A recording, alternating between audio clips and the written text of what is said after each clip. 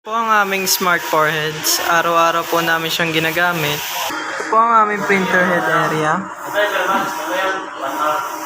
Ito naman po ang aming cupping. Ganito naman po pag head clean.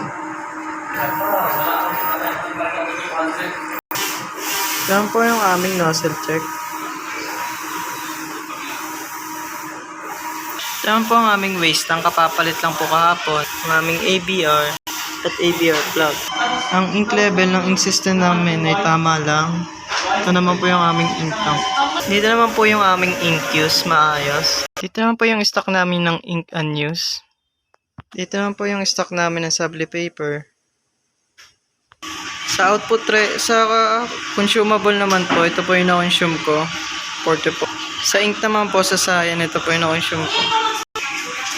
Sa magenta naman po, sa yellow, sa black. Sa printer daily checklist naman po namin updated.